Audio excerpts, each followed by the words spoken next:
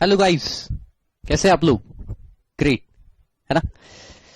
बहुत दिन से इस टॉपिक का नाम सुन रहे थे, तो चलो अब इस टॉपिक को शुरू करते हैं। Tax deducted at source, TDS, section 51।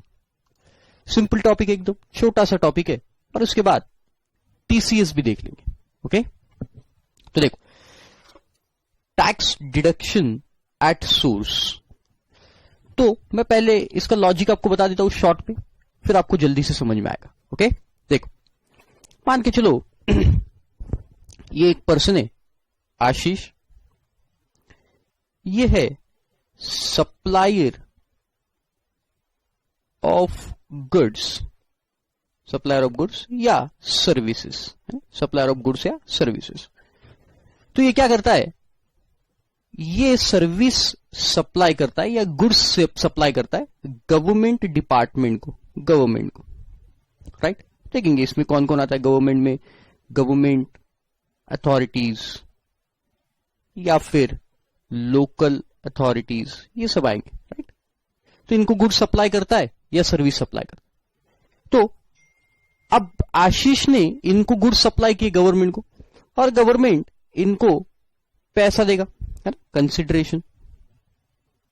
तो ये कंसिडरेशन जो गवर्नमेंट डिपार्टमेंट ने आशीष को दिया, if this consideration value exceed 2,50,000, अगर ये 2,50,000 के ऊपर गई, है ना, ये वैल्यू अगर 2,50,000 के ऊपर गई, तो फिर ये जो गवर्नमेंट है, इस गवर्नमेंटल जो भी डिपार्टमेंट को मैंने सर्विस दी, उनको टीडीएस काटना पड़ेगा। TDS required to be deducted at the rate of 1%। ये कौन सा एक्ट में? CGST act. ओके, और एसजीएसटी जब आएगा तब उसमें फिर से 1%, मतलब टोटल कितना परसेंट काटना है? 2%।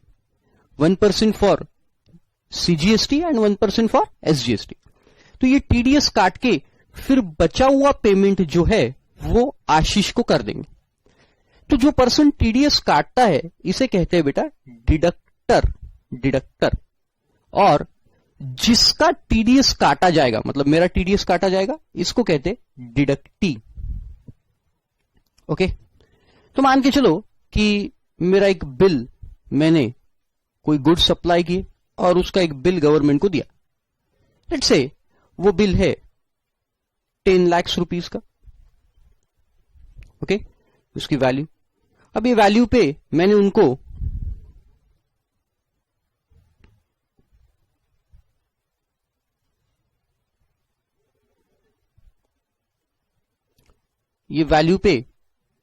उनको क्या लगा के दिया? CGST and SGST, the rate of लेट से 99%। ओके, तो देखो कितना हो जाएगा?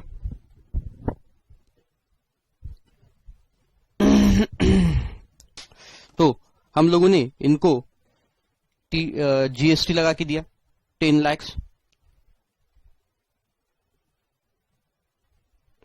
90,000 का सीजीएसटी लगा के दिया और 90,000 का एसजीएसटी लगा दिया। ओके, तो टोटल जो हमने बिल उनको दिया 11,80,000 का बिल दिया गवर्नमेंट को। अब गवर्नमेंट क्या करेगा बेटा, ये 11,80,000 में से मुझे पेमेंट करते समय टीडीएस काट लेगा।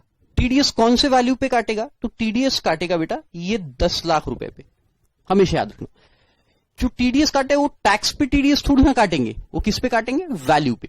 तो वो इस वैल्यू का मतलब जो 10 लाख है आपका, 10 लाख है, उसका 1% काट के अपने पास रख लेगा पहले। मतलब ये जो गवर्नमेंट है यहां पे 10,000 रुपीज सीजीएसटी का टीडीएस और 10,000 रुपीज एसजीएसटी का टीडीएस, ये टीडीएस काट के अपने पास रख लेगा और फिर ये गवर्नमेंट को भर देगा। किसके क्रेडिट में भरेगा बेटा? डिडक्टी के क्रेडिट में, मतलब डिडक्टी के अकाउंट में ये 20,000 रुपए भर देगा। अब इसका लॉजिक क्या है? गवर्नमेंट ने टीडीएस का फंडा क्यों लाया यहां पे? तो गवर्नमेंट का क्या कहना है कि ये जो डिडक्टर है, मतलब गवर्नमेंट, ये पैसा 1,80,000 जो है जीएसटी और एसजीएसटी दोनों मिला के 1,80,000 आशीष को दे रहा है, या आशीष को दे रहा है। अगर आशीष इसको गवर्नमेंट को पे ना करे, अगर आशीष गवर्नमेंट को पे नहीं करता है, तो फिर ये जो 20,000 रुपीज है ये ऑलरेडी गवर्नमेंट के पास जा चुका है आशीष के बिहाफ में, तो इसमें से वो अमाउंट एडजस्ट कर लेंगे। अब है, देखो डिफरेंस कितना है, 1,80,000 और 20, डिफरेंस हमेशा बड़ा ही रहने वाला है ना।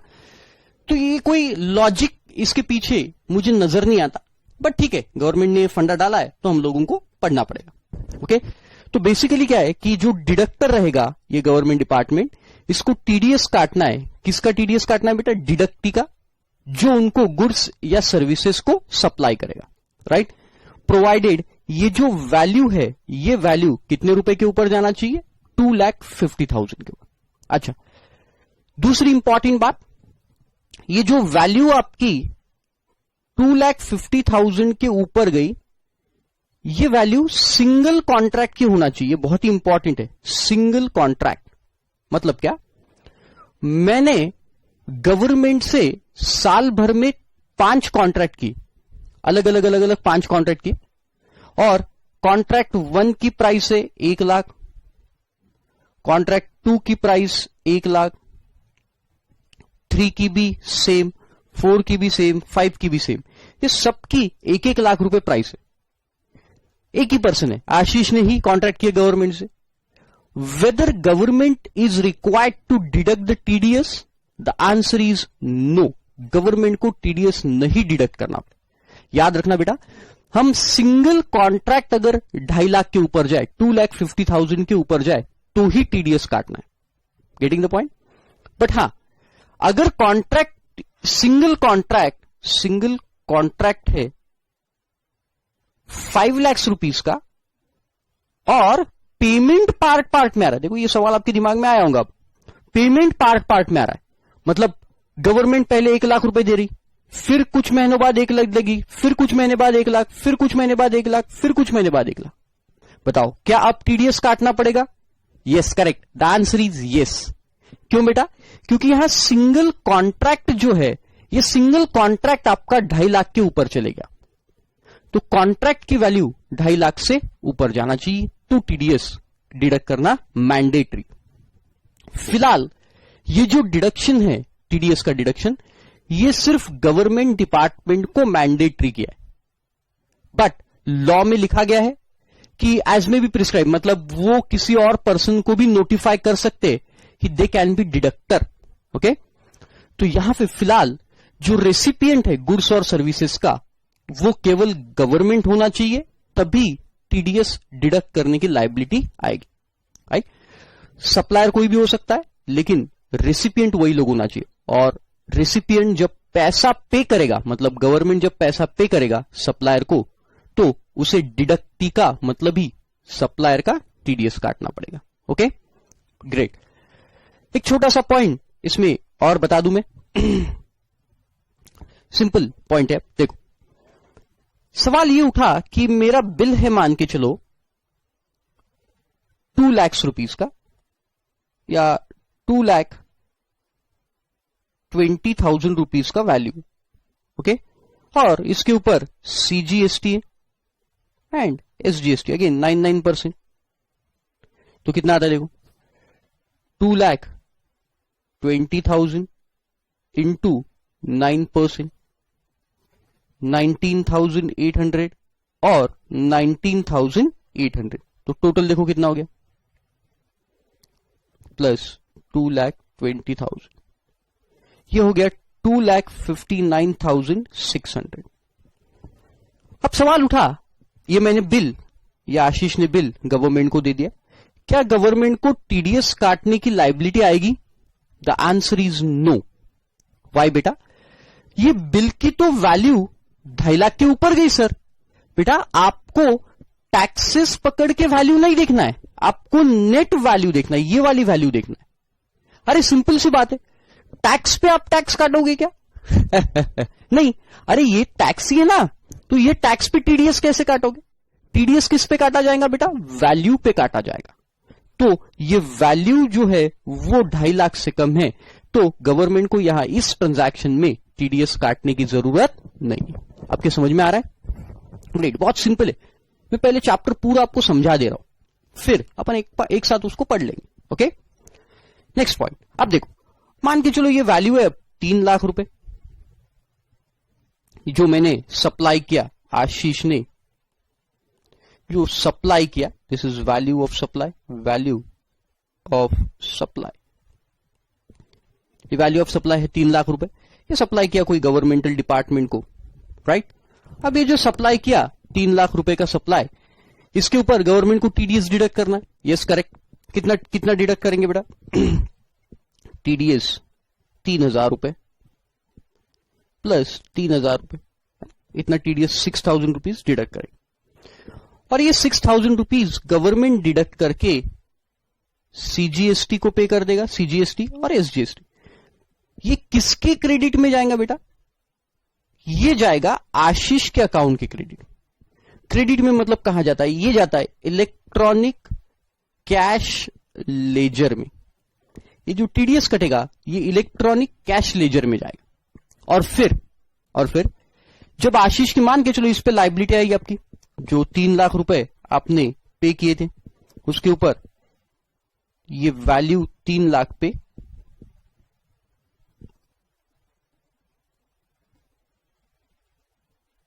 इंटू 9%, 27,000 का सीजीएसटी है और 27,000 का एसजीएसटी, राइट? तो ये जो लाइबिलिटी आई, आउटपुट लाइबिलिटी कितनी है बेटा? सीजीएसटी की है और एसजीएसटी की लाइबिलिटी, राइट? 27,000 ये लाइबिलिटी आपकी, बराबर। अब इसके साथ अगर मेरे पास आईटीसी है तो आईटीसी में यूटिलाइज करूंगा। लेट्स से मेरे पास 10,000 रुपए का आईटीसी है दोनों का, तो ये 10,000 रुपए का आईटीसी यूज करूंगा।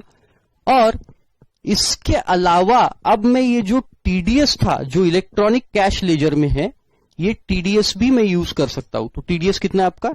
3,000।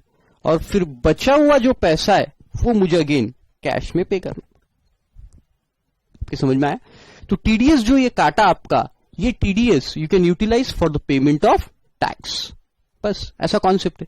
और ये जो टीडीएस काटा जाएगा, मतलब ये 3,000 रुपए जो टीडीएस कटा, वो गवर्नमेंट को, ये जो गवर्नमेंट है जिसने काटा, उसको एक सर्टिफिकेट देना पड़ेगा आशीष को कि मैंने आपका इतना इतना टीडीएस काटा हुआ है। तो डायरेक्ट टैक्स में भी जो सर्टिफिकेट है, TDS certificate has to be issued by the government कि हमने आपका इतना इतना टीडीएस काट के रखा। ओके, चलो अब आपके समझ में आएगा फटाफट। देखो section 51, TDS by government or local authority etcetera, notwithstanding anything contained to contrary contained in this act, the government may mandate कर सकते, कंपल्सरी कर सकते, a department or establishment of central government और स्टेट गवर्नमेंट, डिपार्टमेंट कोई भी department central और state government का, या फिर लोकल अथॉरिटी, गवर्नमेंटल एजेंसीज। ये देखो ये 3 हो गए गवर्नमेंट वाले धाबे, है ना? या फिर such a person or category of a person as may be notified by the government on recommendation of council. Such other person, किसी और को भी वो नोटिफाई कर सकते। फिलहाल तो ये लोगों को मैंडेटरी डिपार्टमेंट और एस्टैब्लिशमेंट ऑफ सेंट्रल गवर्नमेंट या फिर लोकल अथॉरिटी या फिर गवर्नमेंटल एजेंसीज, बट आगे चल के वो किसी को भी नोटिफाई कर सकते to deduct the person to deduct the TDS. तो देखो कुछ पर्सन जो है वो गवर्नमेंट ने नोटिफाई करके दिए कि किन लोगों को टीडीएस काटना पड़ेगा, वो पर्सन नोटिफाई करके दिए। तो देखते हैं वो पर्सन कौन है। देखो the following persons have been notified, तो देखो कौन से, an authority or board or any other body, authority or board, कोई भी board or authority which is set up by the parliament or a state legislature. तो ऐसे कोई body जो पार्लियामेंट या स्टेट लेजर ने सेटअप किया है, या फिर establish by any government, any body or authority established by the government with 51% or more participation by way of equity or control to carry out any function. तो ऐसी कोई authority or board जिस पे government का 51% का stake होना चाहिए, या तो इक्विटी या फिर उनका कंट्रोल होना चाहिए, कितना 51%। तो इन लोगों को टीडीएस काटना पड़ेगा अगर ये कोई सप्लाई ऑफ गुड्स या सर्विसेज लेते हैं और जिसकी वैल्यू 2,50,000 से ऊपर चले जाते। Okay, then societies established by the central government or state government or local authority under societies registration act. तो कोई सोसाइटी बनी हुई है सोसाइटीज रजिस्ट्रेशन एक्ट में, और which is established by central government or state government, और any public sector undertaking. तो ये 3 लोगों को अभी उन्होंने नोटिफाई करके दिया, 1, 2 and 3। The government wide notification 50/2018 dated 13 September 18 has notified that above categories of the person are required to deduct the tax at source with effect from 1st of October 2018। तो 1st of October 2018 के आगे इसके पहले के transaction है तो फिर TDS इनको काटने की कोई जरूरत नहीं। इसके बाद के जो भी ट्रांजैक्शन रहेंगे उन ट्रांजैक्शन पे इन लोगों को टीडीएस काटना पड़ेगा। Hereinafter referred to as deductor, जो टीडीएस काटता है उसे क्या बोलते हैं, deductor. To deduct the tax at the rate of 1% from payment made or credited to the supplier. जो भी सप्लायर को पेमेंट करेंगे उसमें से 1% पेमेंट में से काट के रखना पड़ेगा। Hereinafter called as deductee, उनको अपन क्या बोलेंगे बेटा, डिडक्टी, सिंपल। तो जिसका टीडीएस काटा जाता है उसको डिडक्टी बोलते, और जो टीडीएस काटता है उसे डिडक्टर बोलते। टीडीएस जो काटता है उसे डिडक्टर बोलते। ऑफ अ टैक्सेबल गुड्स और सर्विसेज और बोथ वेयर, देखो, total value of such a supply under the contract, single contract under a contract exceeds 2,50,000 rupees। exceed है ना, मतलब एग्जैक्ट 2,50,000 है। No need to deduct TDS, तो TDS काटने की जरूरत नहीं। ओके, लिख लो फटाफट। और दूसरी बात, सिंगल कॉन्ट्रैक्ट होना चाहिए। सिंगल कॉन्ट्रैक्ट की वैल्यू एक्सीड 2,50,000 है ना, तभी टीडीएस काटना। Only then required to deduct TDS, तभी टीडीएस काटने की liability. Okay, provided that no deduction shall be made, जरूरत नहीं है, if the location of supplier and place of supply is in a state or union territory which is different from a state or as the case may be or union territory of a registration of recipient। अब इसका मतलब क्या हुआ, देखो कि ये location of supplier और location of recipient अगर डिफरेंट है ना, लोकेशन ऑफ सप्लायर या place of supply, location of supplier oblique place of supply, ये मान के चलो महाराष्ट्र में है, और लोकेशन ऑफ रेसिपिएंट ये मान के चलो बिहार में, मतलब गवर्नमेंट डिपार्टमेंट कहां पे, अब बिहार में, दिस इज गवर्नमेंट एजेंसी, ये है बिहार में, और मैं हूं महाराष्ट्र में। तो अब सवाल उठा, क्या अब भी टीडीएस काटना पड़ेगा क्या गवर्नमेंट एजेंसी को, मतलब जो मैं सर्विस या गुड्स सप्लाई कर रहा हूं। तो उन्होंने बोला कि अब यहां पे टीडीएस मत काटो। इसका रीजन बहुत सिंपल है बेटा, क्या रीजन है, पूछो क्यों। देखो, अरे सिंपल रीजन है, पिछले केस में क्या था, दोनों मान के चलो सेम स्टेट के, राइट, तो एसजीएसटी और सीजीएसटी लग रहा था, एसजीएसटी सीजीएसटी लग रहा था। तो ये जब गवर्नमेंट को पे कर रहा था, तो ये कौन से गवर्नमेंट को पे कर रहा था, पहले महाराष्ट्र गवर्नमेंट को ही पे कर रहा था, जिसका मैं बराबर टीडीएस का, टीडीएस इसमें से माइनस कर रहा था, टीडीएस का क्रेडिट ले रहा था। लेकिन अब ये जो टैक्स जाएगा, अगर ये टैक्स काट के रखेगा बिहार वाला पर्सन, तो ये बिहार वाला पर्सन बिहार गवर्नमेंट को भरेगा ना, डेस्टिनेशन बेस्ड टैक्स। तो ये बिहार गवर्नमेंट को भर देगा। तो बिहार गवर्नमेंट को अगर ये टैक्स भरेगा, ये बिहार गवर्नमेंट के पास अगर टैक्स जाएगा, तो Bihar government will not give the credit to Maharashtra government. तो इसका जो मतलब आशीष का जो सीजीएसटी और एसजीएसटी या फिर आईजीएसटी की लायबिलिटी आई, वो आईजीएसटी के लायबिलिटी के साथ यहां का क्रेडिट नहीं मिल पाएगा। तो इसलिए ये कॉन्सेप्ट यहां पे, मतलब अगर inter state supply, in short लिख लो आप, अगर इंटर स्टेट सप्लाई है, no need to deduct tax. तो कोई नीड नहीं, इंट्रा के लिए प्रोविजन है। ओके, और ये बताया था ऑलरेडी को, for the purpose of deduction of tax specified above, the value of supply, जो value of supply shall be taken as amount excluding central tax, state tax, union territory tax और integrated tax। तो इनको छोड़ के लेना है, मतलब जो मैंने आपको एग्जांपल बताया था अभी थोड़ी देर पहले, ये वैल्यू नहीं कंसीडर करना है आपको, इनको छोड़ के कंसीडर करना है। मतलब आपको कितनी देखना है, 2,20,000 which is less than 250, so no need to deduct the TDS. Okay, फिर अभी जो टीडीएस काटा गवर्नमेंट डिपार्टमेंट ने, ये गवर्नमेंट को भरना पड़ेगा। तो कब भरना पड़ेगा बेटा, जिस मंथ में आपने काटा उसके नेक्स्ट मंथ के 10th डे तक। मतलब जैसे ये टीडीएस आपने जो काटा था, ये टीडीएस 9th जनवरी महीने का काटा 20,000, कौन से महीने का, जनवरी, तो आपको 10th फेब तक पे करना पड़ेगा उसको। ओके, गवर्नमेंट को पे करना पड़ेगा। तो देखो वहां पे, the amount deducted as a tax under this section shall be paid to the government by the deductor within 10 days after the end of the month in which such a deduction is made। तो जनवरी में अगर आपने काटा तो आपको कब तक पे करना पड़ेगा, 10th फेब तक पे करना। Okay, great.